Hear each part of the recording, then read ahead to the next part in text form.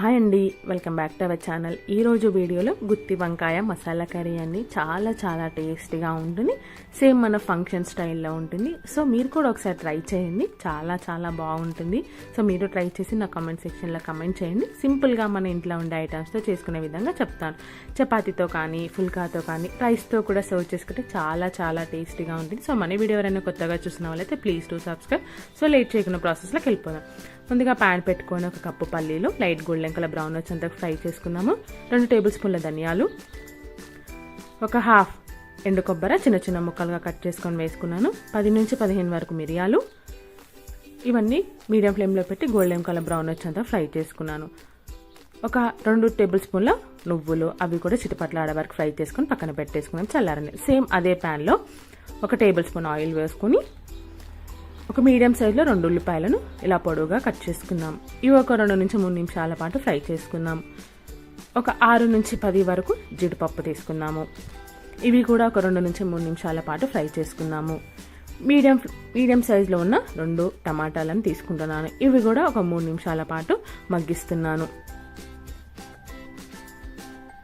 ఒక 2-3 రెబ్బల కొత్తిమీర, ఒక 4 పచ్చిమిర్చి, కొంచెం స్పైసీనెస్ ఎక్కువ తినే వాళ్ళు ఎక్కువ వేసుకోండి. ఈ విధంగా ఒక 2 నిమిషాల పాటు ఫ్రై చేసుకొని పక్కన పెట్టేసుకొని చల్లారనిద్దాము. ముందుగా మనము గ్రైండర్లో పల్లీలు, నువ్వులు ఇవన్నీ ఉన్నాక ఇవి ఒకసారి మిక్సీ పట్టేద్దాము. నేను పెద్ద నిమ్మకాయ సైజ్ అంటే చింతపండు కూడా నానబెట్టుకున్నాను.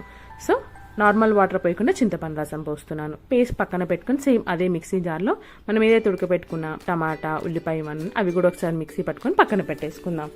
నెక్స్ట్ మనము ఇప్పుడు వంకాయలు కట్ చేయాలి కదా, మెయిన్ అవే కదా మనకి. సో ఒక గిన్నెలో ఉప్పు వేసుకొని నేను చూపిస్తున్న విధంగా ఇలా 4 ముక్కలుగా చీల్చుకోండి.